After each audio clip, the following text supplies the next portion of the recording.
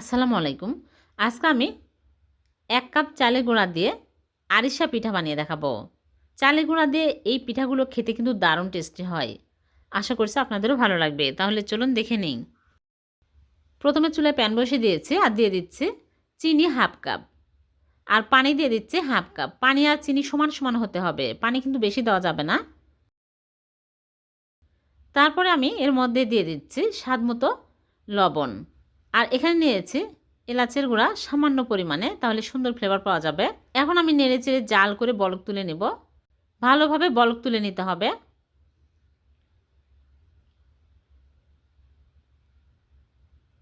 বলক উঠে আসছে। এখন আমি চুলার আঁচ একদম লো আঁচে করে আতপ চালের গুঁড়া দিয়ে দিচ্ছি 1 কাপ। এখানে আমি ভেজা চালের গুঁড়া নিয়েছি, আপনারা চাইলে শুকনা চালের গুঁড়াও নিতে পারবেন। আর ময়দা দিয়ে দিলাম 1/3 কাপ। ময়দা আটা যে কোনো একটা দিলেই হবে। এখন আমি ভালো করে নেড়েচেড়ে ডো বানিয়ে নেব।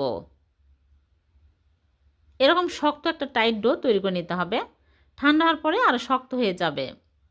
এখন আমি চুলা থেকে নামিয়ে নিচ্ছি। চুলা থেকে নামিয়ে প্লেটে ঢেলে ঠান্ডা করে নেব।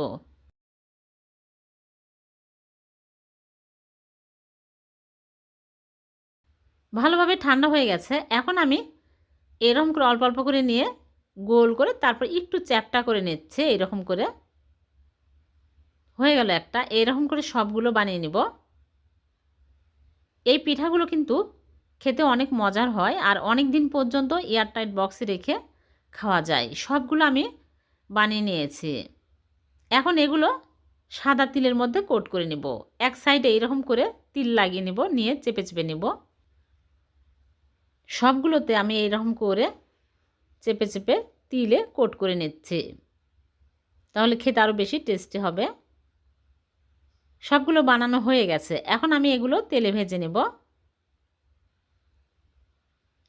আগে থেকেই চুলা প্যানে তেল দিয়ে তেল গরম করে নিয়েছে। এখন একটা একটা করে দিয়ে দিচ্ছি। দিয়ে চুলার আঁচ মিডিয়াম আঁচে করে উল্টে পাল্টে ভেজে নিতে হবে।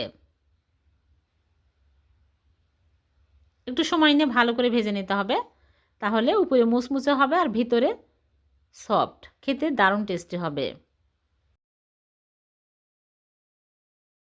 যখন এরকম সুন্দর কালার হবে তখনই তুলে নিতে হবে।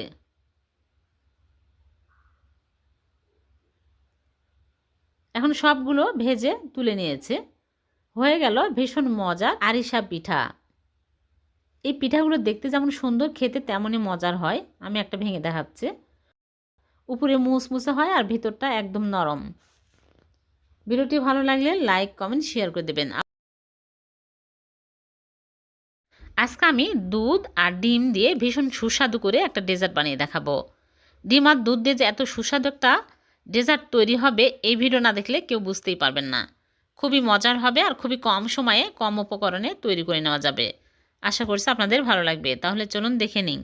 প্রথমে একটা প্যানের মধ্যে নিয়ে নিচ্ছি ডিম। 2টা ডিম ভেঙে শুধু কুসুম নিয়ে নিচ্ছি আর সাদা অংশ আলাদা করে রেখে দিচ্ছি। আমি 2টা ডিম নিয়ে নিচ্ছি, আপনারা চাইলে আর বেশি ডিম নিতে পারেন। এখন আমি এর মধ্যে স্বাদমতো লবণ দিয়ে দিচ্ছি। আর এখানে নিয়েছি গুঁড়া দুধ 1/2 কাপ আর দিয়ে দিচ্ছে চিনি 1/2 কাপ। আর এখানে নিয়েছি কর্নফ্লাওয়ার 1/2 কাপ।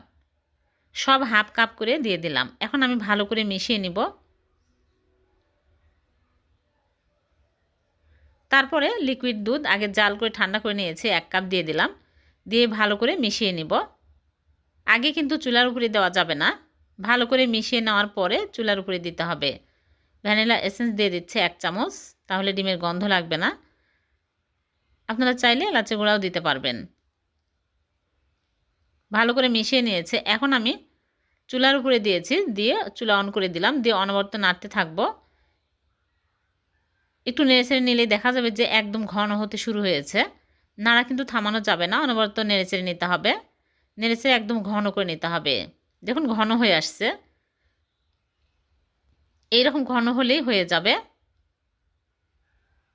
এখন আমি চুলা থেকে নামিয়ে নিচ্ছি।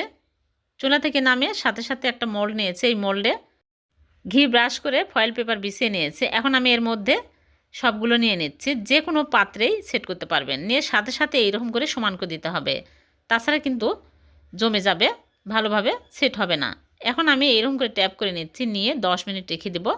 10 মিনিট পরে আমি নর্মাল ফ্রিজে রেখে দিচ্ছি। ঠান্ডা হওয়ার পর বের করে নিয়ে আসলাম। সেট হয়ে গেছে। এখন সাইড দিয়ে একটু এইরকম করে হালকা করে নিচ্ছে, তাহলে খুব সহজে মোল্ড আউট করা যাবে।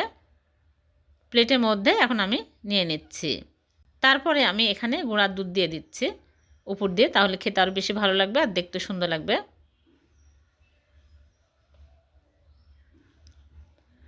হয়ে গেল দুধের সুস্বাদু পুডিং। এভাবে পুডিং বানিয়ে দেখবেন, খেতে অনেক টেস্টি হবে।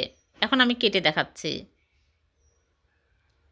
খুবই কম সময়ে এই পুডিং তৈরি করে নেওয়া যায়। ছোট বাচ্চা বড় সবাই অনেক পছন্দ করবে। খেতে কিন্তু দারুণ টেস্টি হয়। মিষ্টি খেতে মন চাইলে এই পুডিং বানিয়ে খেতে পারবেন, খুবই কম সময়ে কম উপকরণ দিয়ে। ভিডিওটি ভালো লাগলে লাইক কমেন্ট শেয়ার করে দেবেন, অন্যকে দেখার সুযোগ করে দেবেন। আবারও দেখা হবে এরকম নতুন কোনো রেসিপিতে। সে পর্যন্ত ভালো থাকবেন, সুস্থ থাকবেন। আল্লাহ হাফেজ।